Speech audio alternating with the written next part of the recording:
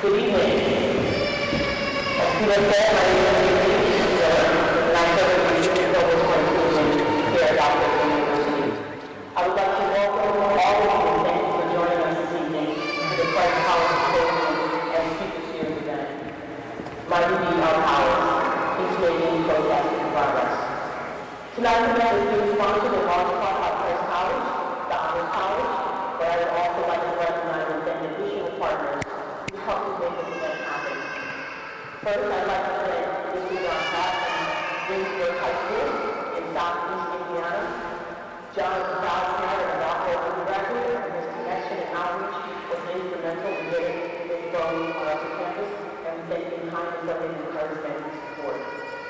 I'd also like to thank the following co-sponsors of the event, starting with the Institute for Leadership and Service, the Health Center for Nursing and Ministry, the College of Nursing and Health Professions, the College of Engineering, the Graduate School, and my office, the Office of Inclusion.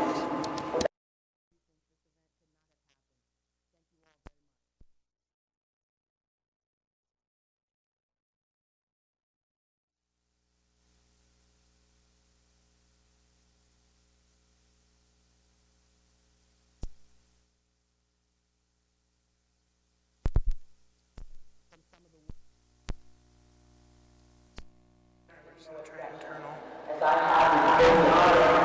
are we so zoomed out? The 2011 Nobel laureate, Leymah Gbowee. Is this far to go? Yeah, I'm gonna I try. had the opportunity first season with Gbowee in 2013 at a national conference I attended. She was the first of our 4 veteran speakers and by far the most dynamic. I was enamored with her power, her unique ability to tell personal stories of pain and suffering, and humility and her humor. During her talk, I remember being in awe and also knowing somehow, some way, I was going to meet her again. And lo and behold, the day came yesterday as I got to pick her up from the hotel to bring her to campus to start the visit here at Alpha. But I have to admit, when I began to work out all the plans for getting her here to campus, I began to get a little bit nervous because I wondered, is Miss Gbowee going to be one of those high-maintenance divas? You know, like, I don't know, right? There are what we call the divas, like Mariah Carey. They wait on the hand and foot, and they make it like very challenging, right? To say the least. Or they can be blessed and get to interact with what I call a divine diva. And so I am very, very proud to say that Miss Gbowee is the latter. She is a divine diva, through and through. Miss Gbowee is kind, down to earth, funny, and feeds off the positive spirit and energy of the young people whom she serves and is inspired by. She's a leader and a woman of strong faith, and because of life lessons, struggles, and heartache, has turned her words and her action into power, purpose, and progress. Not only for her Liberian nation, but for the world. Miss Gbowee was awarded the Nobel Peace Prize in 2011 for her work in a Christian and local religious community that brought an end to Liberia's decade-long civil war in 2008. She is the founder and president of the Gbowee Peace Foundation Africa, based in Liberia.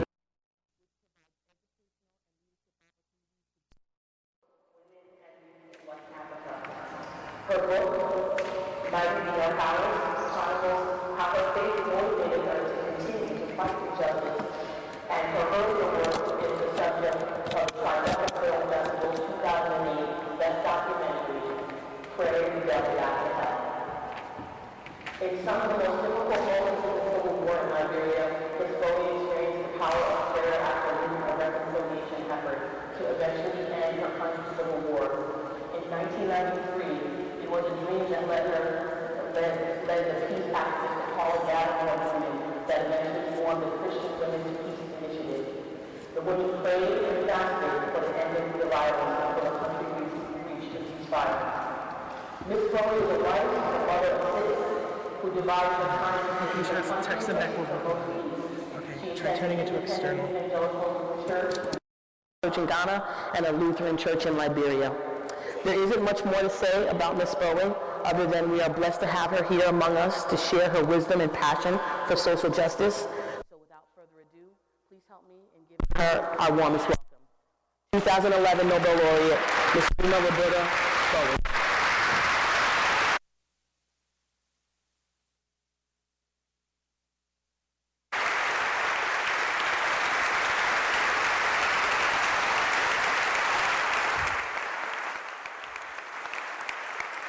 Thank you, Stacy. That was really nice. Diva. I know I like all of the pretty things that life has to offer a West African woman, but a diva, I don't know. I don't think I've qualified for that. But that was very kind of you. I want to say a big thank you to the faculty, the president, the provost, dean, and students, and to Stacy, Pastor Brian, and Monica. They've really been very good to me since I came yesterday. And it's been a wonderful time. And I'm really and truly happy to be here. Usually my team in New York will organize everything that has to do with me and speaking, and they would name places, and I would see it on my itinerary. And some of the places I can't pronounce, like this name of this college, because my Liberian English will clash. So Monica has helped me with the vowel poll. So I'm going to stick to that and not try the rest of it so that you don't laugh at me. But it's really and truly an honor to be here in this space, in this time. I know I have a colleague who went to school in Indianapolis, and most times he said to me, you know, we really haven't gone to that part of the U.S. to talk about your work, so we should think about coming to this side to talk about your work. But being here is really and truly an honor. This is a beautiful campus. I'm trying to negotiate and beg my way into getting a Liberian student to come here. So if it works, then you'll see me more and more. That is the bargaining chip. But it's really an honor for me to be here and to speak to you on a theme, Mighty Be Our Powers. When you move so quickly from innocence to a world of fear, pain, and loss, it is as if flesh of your heart and mind gets cut away, piece by piece, like slices taken off ham. Finally, there's nothing but bone. That was my experience. At 17, I woke up one morning, and from 8 in the morning to 12, I became an adult. Because there was intense shooting. My parents had gone off to work. My siblings who had earlier classes at university had gone off. And I was alone with nieces and nephews because my classes started at noon. By 12 noon, with this heavy shooting, I had to make up my mind to keep 3 little children safe. And by 2 p.m., I had to decide what to do with the influx of internally displaced people that were coming. By tradition, I was the only child of my parents. So by tradition, I automatically, as a 17-year-old girl, was supposed to play host to people who were severely traumatized because their communities had been turned upside down. And that is the description, moving quickly from innocence to a world of fear, pain, and loss. That is the summary of my life.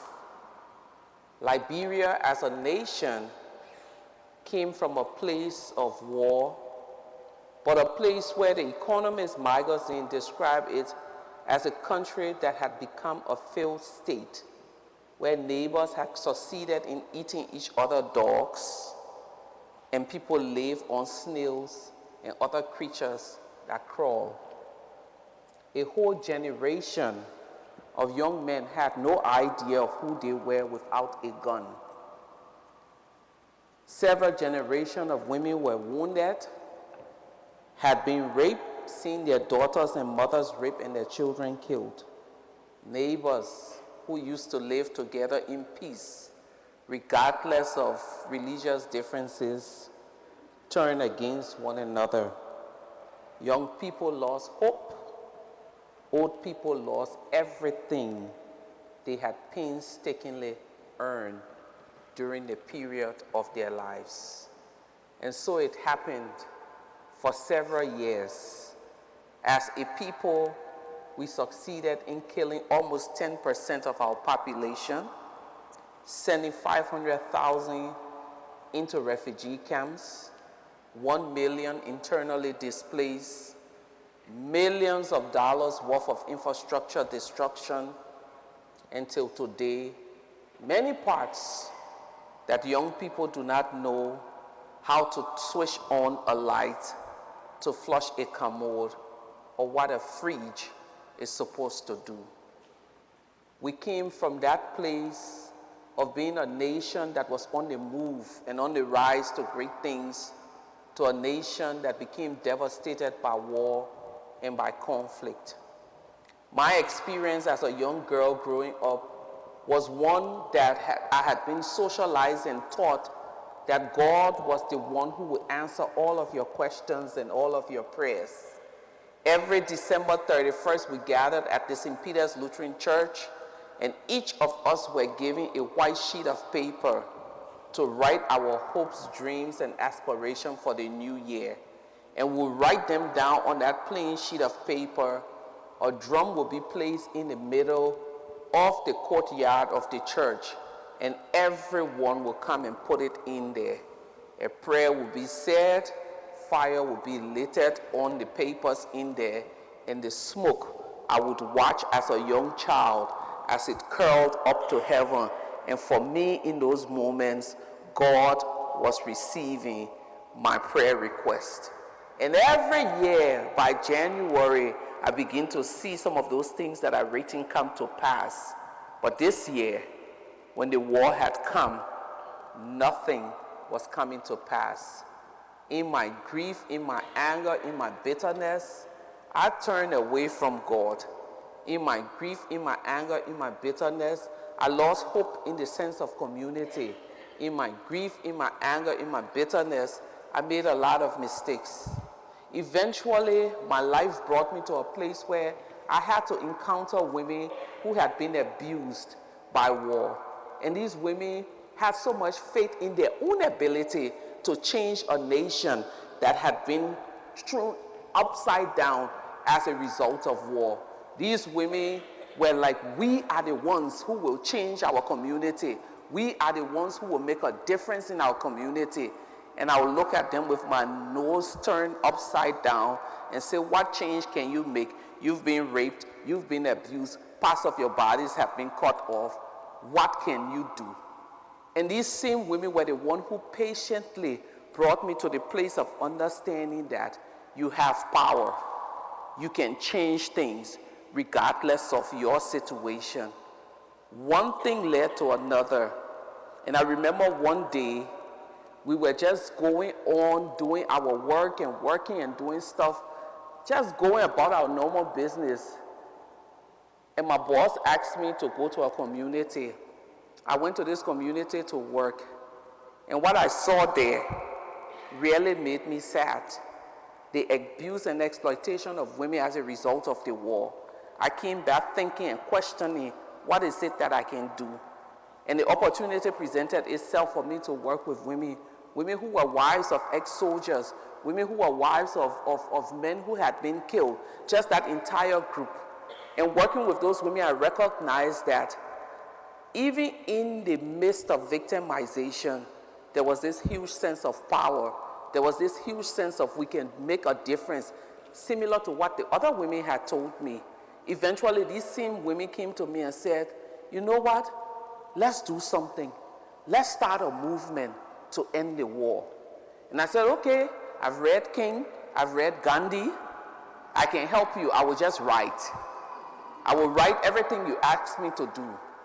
But in the midst of planning and working on this, I went to bed, and those were the days that I did not have a laptop.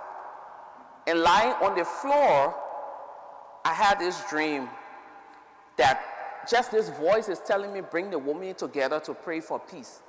And I'm wondering to myself, I woke up that morning, went to my boss and said, Reverend, I had a dream. And the voice said to me to bring the women together to pray for peace. But you know something? I'm a sinner. I fornicate, I commit adultery, I drink like fish. So God was definitely not speaking to me directly. He was telling me to tell you to tell your church women. And he listened patiently. And he turned to me and said, Leymah, the dream bearer is always the dream carrier. And so I can only help you by bringing these women together. We started something that later did I know would be in the museum. But what we essentially did as women was we took power, the word power, and made it ours. We took our pains, all of the rape and abuse and death of children and death of husband, and converted it into a big ball of power.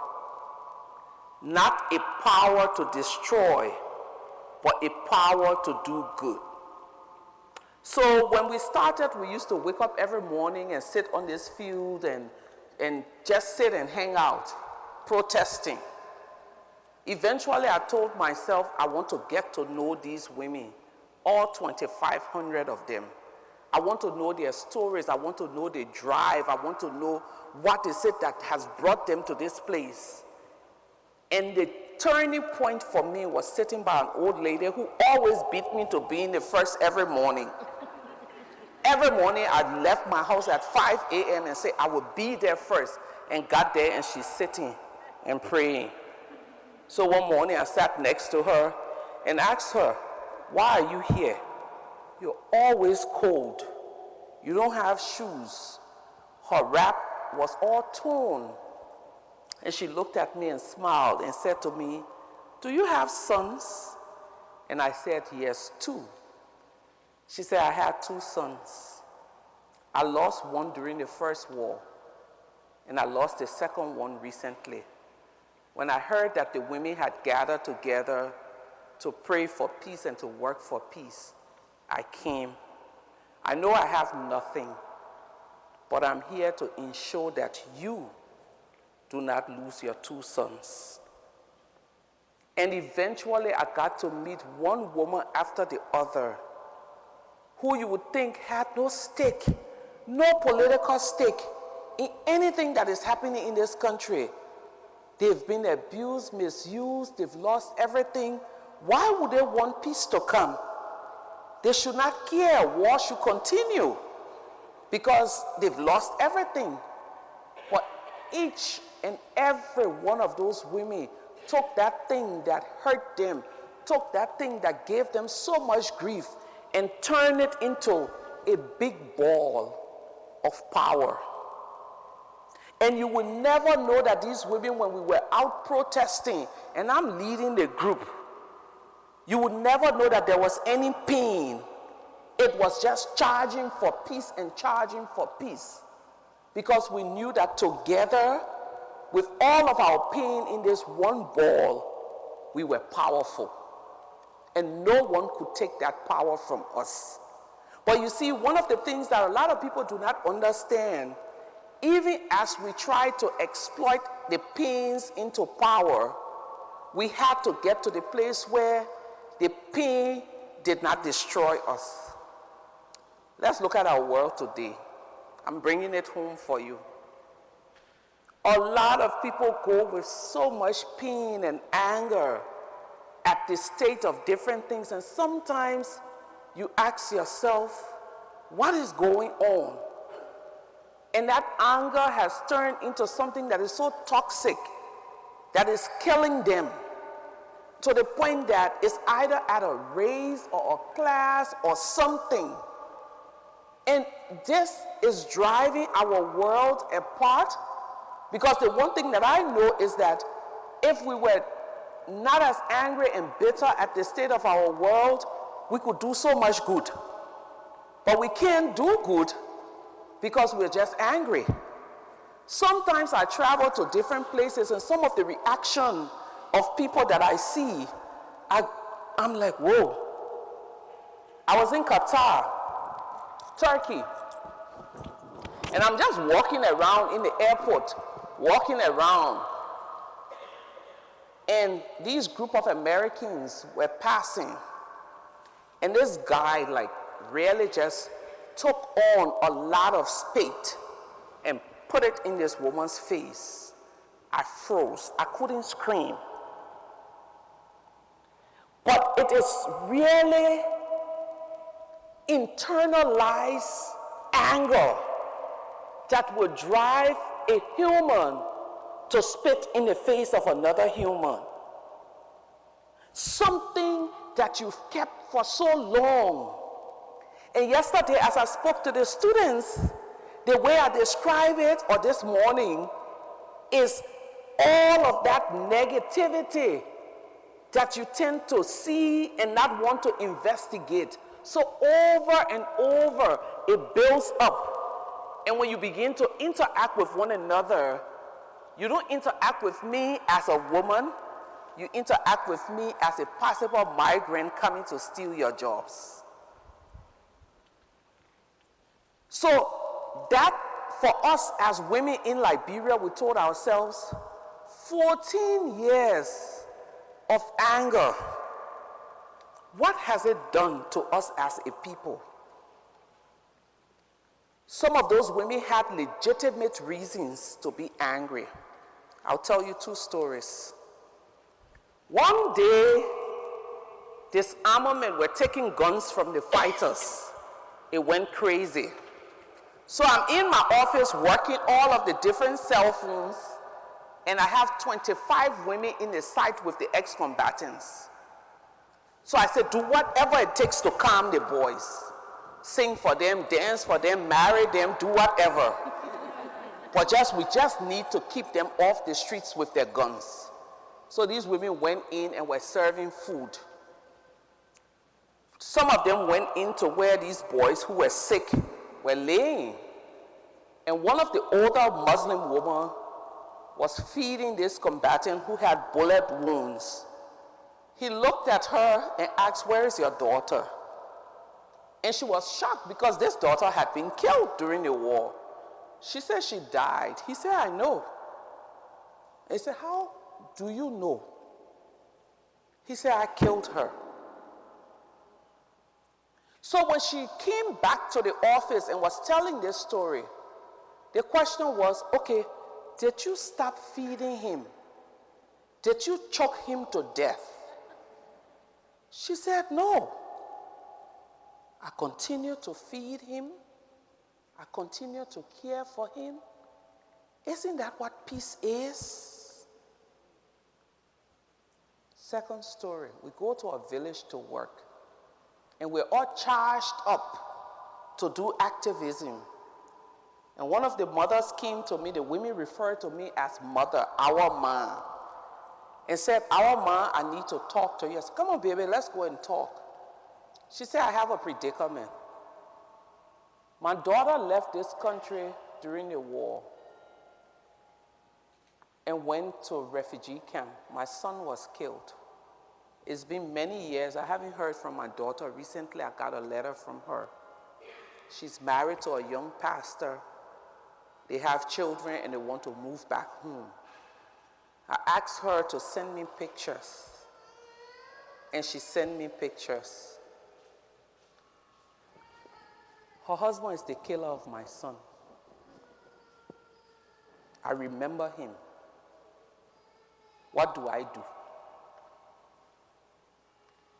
I ran away from her because I did not have, till today, I still do not have any explanation. But even in moving away from her, did she leave the movement? No. These two women continue to be a part of the protest. A third story is where we sat every morning to protest. And two of these women were sitting there, we're just talking about, again, the drive. And one woman said, I'm here because I don't want people to lose their children. My son was killed by her nephew. But not only did her nephew kill him, they cut him into pieces and made us to buy back every limb before we could bury him. But even after they told that story, we continue to work together for peace. When you talk about the power is a good thing, but we've seen that power can be misused, right? But when your power is mighty, it is your ability to move past the pain, move past your suffering, and get to that place where you say, I'm going to transform all of this hurt in me for the good of my community. And that was what made our protest so effective. Today, I go around the world from one place to the other, and I've seen women use that same power. This is not something that is just restricted to Liberia. I was in Congo, and 100 women sat in the room with us, and one by one, each person told their story of rape and abuse. And as they told their story, it was like a clock working. And midway in all of these stories, these women would stop and say, and the women came. So I was raped, I felt dejected, I wanted to die, and the women came. They brought me food, they took me to the hospital, and I regained hope. I was raped, I felt dejected, I wanted to commit suicide, and the women came. So in the midst of all of the narrative, the one thing that I kept asking myself, how is it that these same women who have been repeatedly raped, some 10 times, 12 times, 15 times, can still harness that power to be a force for change? How is it that people who have no stake in the politics of nations can move past all of this negativity and be a force for change? The first thing I talked about was putting your pain, not allowing that pain to kill you, but mobilizing it. I think the second thing that makes it possible is that these people, all of us who have been through terrible pain, get to the place where we do not see monsters, but we see humans. So we humanize those who have victimized us. It is a very difficult process. Everything that I'm explaining to you did not happen overnight. For some people, it was one step at a time. I took a long journey to my personal healing. And the day I decided to talk about it, it took me 3 hours to tell my story of pain. So these women are able to humanize. And once you've gotten to that place where you are able to, then you are an agent of change. You're ready to make a difference. So if you go to places where they have war happening, you see a lot going on. And sometimes when you read New York Times and read some of the other newspapers around here, no one stopped to ask, so how is it that these people are still surviving? is because you have those categories of people, whether it's a pastor or a doctor or a lawyer, who have turned their pain into power.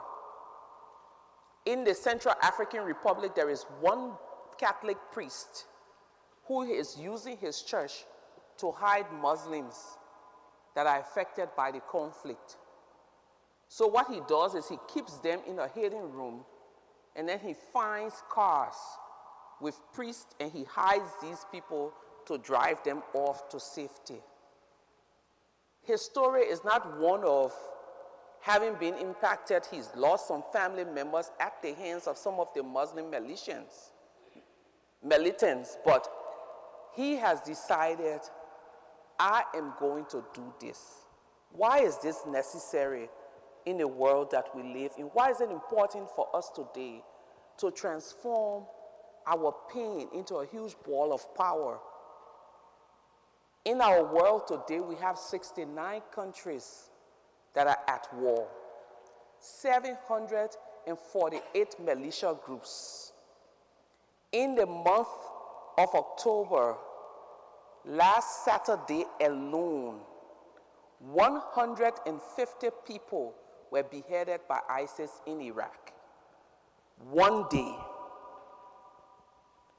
In Orlando, the day that they had the Orlando shooting on June 2nd or 4th, there was an attack in Nigeria, attack in Burundi, attack in Syria, attacks in Libya. And the picture that I'm painting to you is a picture of a world that people have decided, I will strike back. Nations have decided we will use violence as a means of solving these problems. And then people say, oh, these are powerful countries. Anyone who decides to exploit violence as a means of solving a problem is not powerful. The most powerful tool you can use is to take all of your pain and turn it into a mighty ball of power. Because then you're able to confront those that have hurt you without even striking. My take is that our world is upside down, and we need to turn it back upright. Each and every one of us in this room have a stake to turn our world back upright. Everyone has a small space that they're supposed to function in. None of us in this room is without some sort of power. From students to teachers to pastors to old to young, we all have something in us that the world needs to change the dynamics of where we find ourselves. The question to you and I is, will we take the first step? Will we be bold like the women of Liberia? Will we be bold like the women of DR Congo? Will we be bold like some of the women in Libya and Syria and other places? I just came back from Israel, and the women have begun to mobilize to say, even though our governments say they do not have partners for peace, we are going to find partners for peace, recognizing that they too have what it takes to change the world. We need to begin to ask ourselves, each and every one of us, what is it that I can do? By the time we started protesting in Liberia, the first email I received was from a Lutheran pastor. And she said, Leymah, I understand that you all are protesting, but the word that I've gotten from Liberia and every congregation member that I've spoken to in some of the churches that I'm affiliated with is that you, the women, have become the symbol of hope. Hope is something that is lacking in our world today.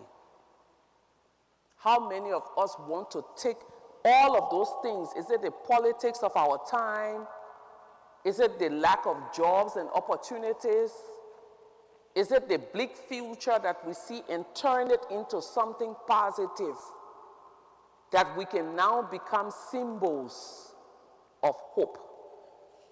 Because until each and every one of us who have the light in us step out of the shadows, darkness will continue to overtake our world.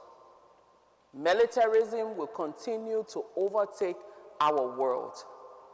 People who are not reconcilers will continue to come into spaces and places and turn our world upside down. We can do it if we want to. In South Sudan, there is a story of a family. The husband died. The daughter was there going to school. The son is the head of the home, even though he's younger. And he tells his mother, sell my sister off so that you have enough money to educate me well. The mother went to her circle of friends, a group of women, and said to them, I really have a predicament. And the women said, we'll help you solve it. We will put money together and educate your daughter, and you find money to educate your son. So in places where there is nothing, people are using the little that they have to create that symbol of hope. In places where it's so destitute, people are turning things around. I met a Palestinian mother at the Dead Sea in Israel. For 5 years, she had never worn any color but black because she lost her only child. The day the women had the March of Hope, she came in white. And she walked up to me and said, I came in white because I know peace is the only way that we will stop losing our children. When those group of Israeli women decided we would change the tide by stepping into this space, they became the symbol of hope. They exploited the little powers that they had to show the so-called powerful that they too can change the tide. Where we find ourselves in our world today is very difficult. From Africa to Asia to North America, unfortunately, we can't say it's better on this side.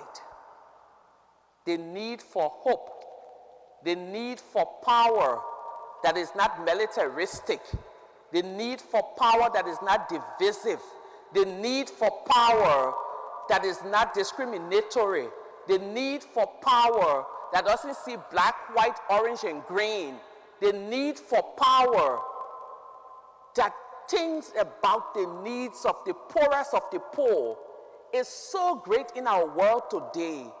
And it's you and I who are interested in doing good in this world who can change the tide. I spend my time traveling from place to place, and I say to people, the only power I know I have is my voice. So I will piss you off with my voice. I will make you mad with my voice. But when I sense and smell anything that is taking me away from what I believe to be justice and peace and equality, I will stand up to it. And this is what our world needs.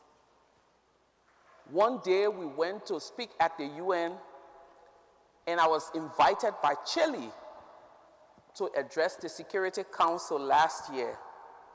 So I walked in there with no notes, and one of my friends who's ambassador of one of the powerful countries said to me, go get him. And in my mind, I said, I'm getting you too. So I sat in that room between two of the most powerful countries in the world, the Russian ambassador and the US ambassador. And it was time for me to deliver my talk. I said to the people in the room that it's high time we begin to see politics and policies differently in our world. When the UN was founded years ago, it was nice for us to have 5 permanent members of the Security Council. Because a vast majority of the countries who are members today were colonized by some of the 5 countries. We will not find peace if we do not begin to rethink the way security is governed in our world today. We will not find peace as long as we have 5 countries who determines who is at peace and who is at war. And all of it is tied to their political interests. We will not find peace until people begin to take away their political interests from countries that are at war and put in the interests of humanity. I say it's time for them. And by the way, I may never get invited here again. So let me recommend that you dismantle the 5 permanent members of the Security Council. You could drop a pin. And they say usually in the chambers of the Security Council, no one claps, but there was a huge applause. God, if I may say, placed us in this world to do a whole lot of good. The reason why we see evil taking over our world is that a lot of us with a lot of good in us have taken a step back in the shadows. And we will continue to see what we see happening in our world unless we take a step forward. When I was going to address the Security Council, one of my advisors said to me, I want you to go slow for fear of not offending the powerful. I said 2 things. They will not give me visas to come to their countries, but they will not take away my voice. Another thing that could happen, I could play safe and walk outside, and someone who has been following my work say, you disappointed me and shoot me. Then I have no more opportunity to speak the truth. My voice is what God has given me to do his work. And I'm not going to hold back. If he tells me speak, I will speak. Someone said to me, you will never be appointed as anything at the UN because the people think you are a loose cannon. A few weeks later, I met Ban Ki-moon, and he walked to me and said, Madam Gbowee, how are you? I said, fine, sir, how are you? He said, I just came to tell you thank you for your witness. You've been very true to what you believe in, and I respect you for that. I didn't need a job. I didn't need any position, because I can fairly say that in his mind and in the minds of some of the powerful people, I have distinguished myself as the one who will speak the truth without fear or favor. I've recognized my voice is my power. The question to you young people in this room, what is your power? Is it your ability to write? Is it your ability to sing? Is it your ability to reach out with compassion? Is it your ability to just hold someone's hand or to serve a meal? There's so much that we can do with the mighty powers that we have. But until we begin to exploit these powers, Syria will continue to be a mess. The Israeli and the Palestinians will continue to fight. South Sudan, Africa's newest republic, will kill off half of its population. And we've seen the demise of Boko Haram in Nigeria, but we eventually see the rise of another group. Today in Mozambique, Renamo and Frelimo have started fighting one another again. In this country, it is a political mess, a hot mess. And it's because at some point in time, those of us with the powers decided to step back. And those who had no good intentions stepped forward. And until we can exploit our power and take all of everything that we feel and make our power mighty, our world will continue to be at the place that we find it. And the question you may ask me, and I'm sure some of the students are wondering, how do I exploit that? I will end with a story. So I moved back to I moved to New York when I'm not traveling. I'm at Barnard 1 year, or now I'm at Union Seminary. And about a year and a half ago, I was walking down Manhattan very late for an important meeting. And as I walked down the street, I observed 3 black boys going to a nail salon. The mother in me and the African in me and all of the gossip in me stopped. So I stopped to wash. They went in the salon and came out with a pair of flip-flops. I followed. So my meeting is in this direction, but I'm going in that direction to see what these boys were up to. What I saw was their power in action. An old white man was bent over trying to move from point A to point B. His flip-flops were broken. These boys had gone and bought him a pair of flip-flops and handed it to him. Once they gave it, they turned around, I hugged them. Typical American kids. Whoa! And I said to them, I am so happy. This gives me hope. But what made it even more interesting is this is the peak of Black Lives Matters and the conversation around racism. And black young men do not feel safe. And all of the things that people are saying. But these 3 little boys said our collective power is mightier when we show compassion. Will you exploit your power? Will you turn your pain into power and make it mighty and show compassion and step into spaces that you've never stepped into and help to make our world a better place? Thank you.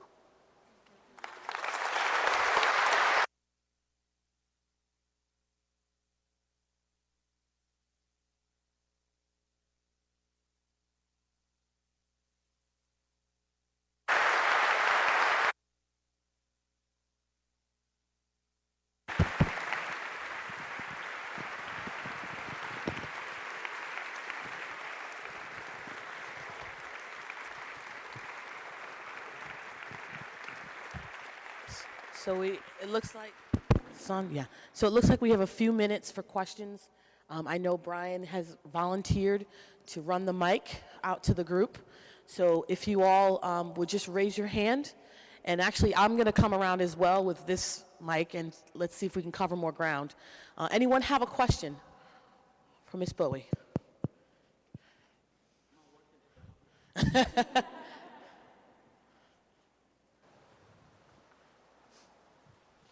We've got a shy group, clearly. No. Or you? They say I'm tired and I need to go and sleep. Or they want to go and watch the series. Yeah, for sure. Any questions? Even comments are fine. Where are you? Raise your hand. Oh, okay, can you shout out?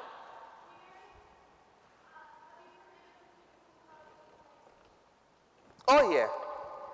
It was not, once I learned that, someone come here with a scarf. I need someone. You want to be my guinea pig? Come on. I need one more volunteer. Yeah, right, come on out. Come.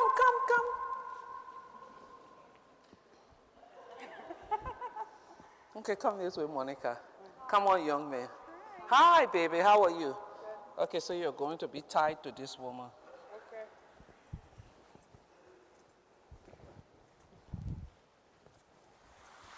So my understanding of pain is that when you're offended or when you are victimized, you, the victim, are tied to your victimizer.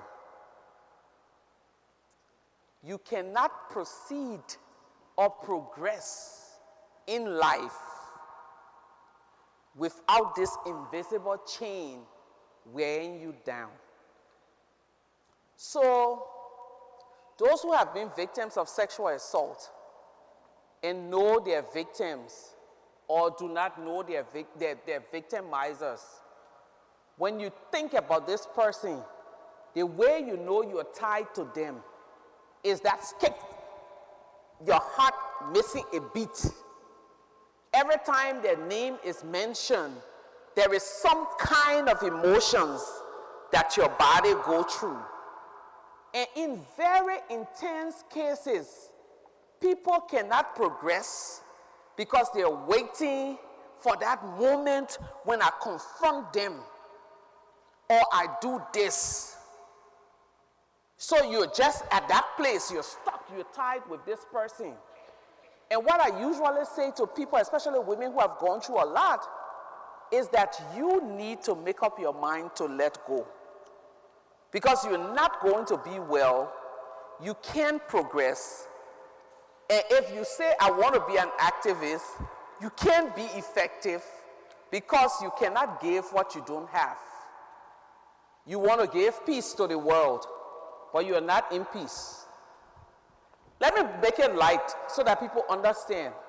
When a woman is married to a man and they've spent a long time together and they've worked hard for everything they own, and she's giving birth to beautiful babies and added a few pounds like myself, and then all of a sudden he decides he's going for a slimmer, younger looking woman. There is anger, there is pain, there is hurt, there is frustration. You're tied. And then the man comes after a while and says, you know, babes, I'm so sorry, but it just wasn't working out. I'm going to care for the children. I'm going to do this. Even though he offended you and has come and said sorry, and you are insisting, no, I'm holding on. I will pay back. I want to get revenge, sweet revenge. He's free. You can go. Thank you. But you are stuck with this chain. There is anger, there is bitterness. Even if an angel came and proposed to you, you can't even see the good in him because you're still holding on to this. And it is the same with the violence that I experienced. There were days in my life that I was thinking, oh, I need to prove a point to that abuser of a first husband that I had. I need to do this, I need to do that, I need to do the other. But then I realized and recognized that this is not what I need to do. What I needed to do was de-link and move on.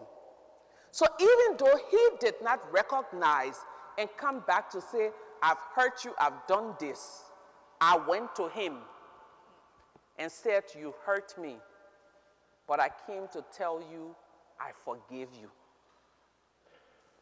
And after several years, he comes back and he's broke. I do good, but not with that feeling of, this is what I was waiting for. I do good because this is a fellow human being who is in need.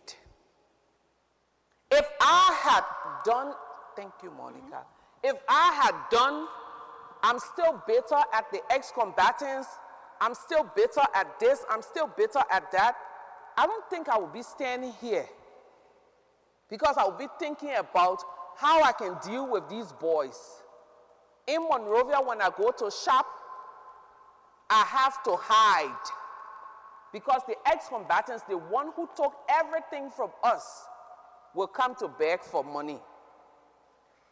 And if you watch the film Pray the Devil Back to Hell, the one thing we said to ourselves was, for any nation to heal, for any people to move forward, forgiveness is a necessity. One more question and then we run away, right? Yes, sir.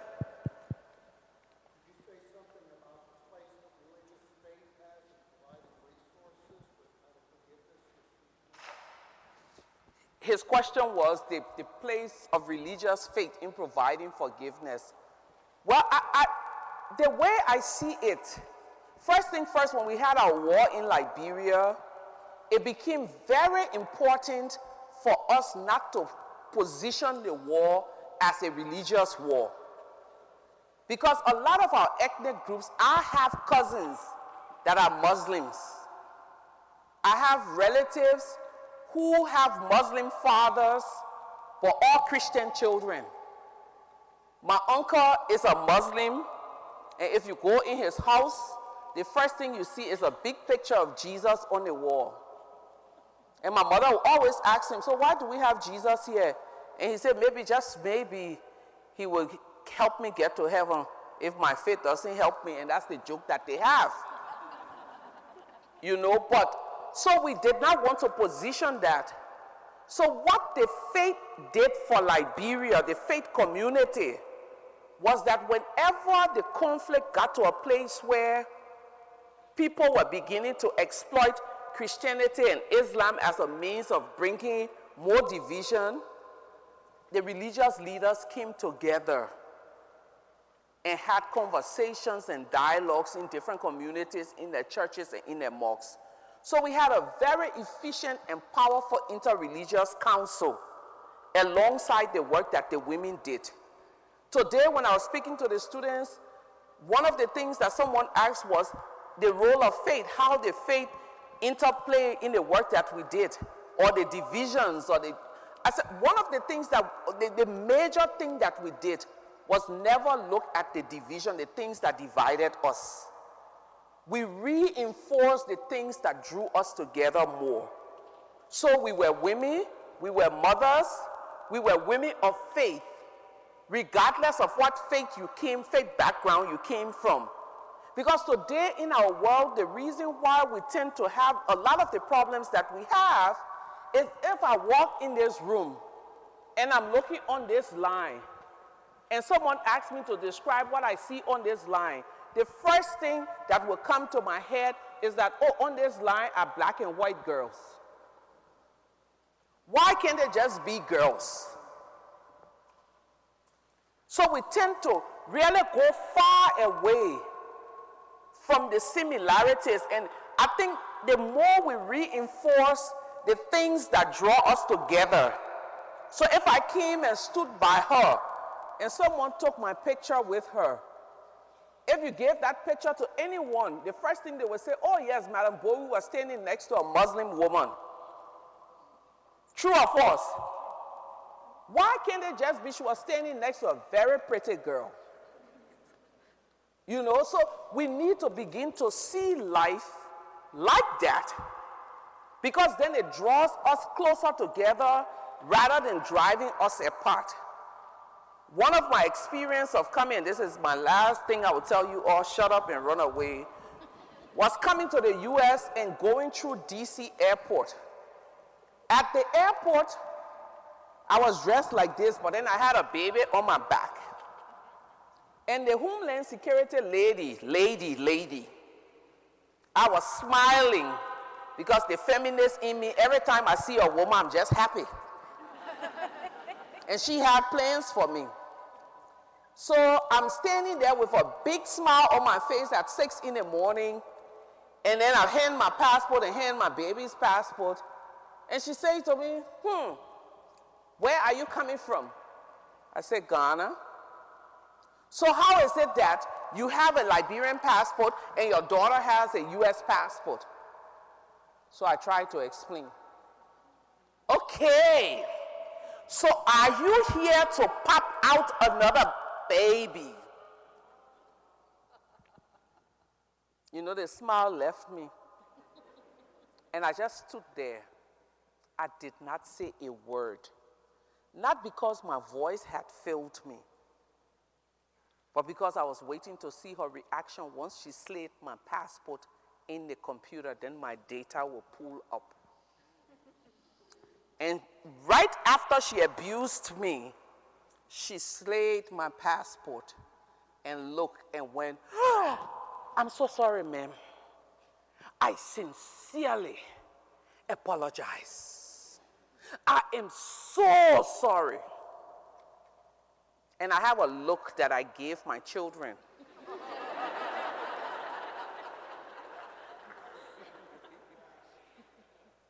And that was the look. I did not say a word. She apologized until I left her boot. Why couldn't she just see a mother and a child? Why did she have to see a possible migrant? Why did she have to see a person coming to get? If she had asked me, I would tell her, I cannot have children anymore. I can only adopt or inherit, but not produce. But why is it that we always have to see brown and black, black and white, green and yellow? If we reinforce our similarities more, we bring our world back upright. Because trust me, people, we are living in an upside-down world. And it's so messed up that we think it's normal. And that's sad. It's time for all of us to reinforce those things that brings us together rather than the things that divide us. And in that way, we will definitely bring our world back upright. Have a good night. Thank you.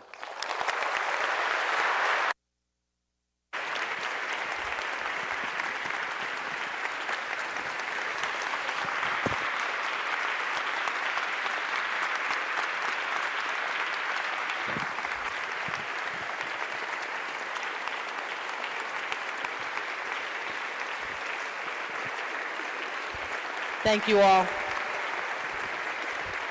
Ms. Gbowee, we have a small token of appreciation for your time here at Valpo.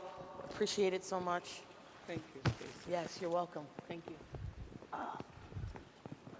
Thank you all so much for coming to this event. We really appreciate it. Have a good night and go Sox. No, Cubs.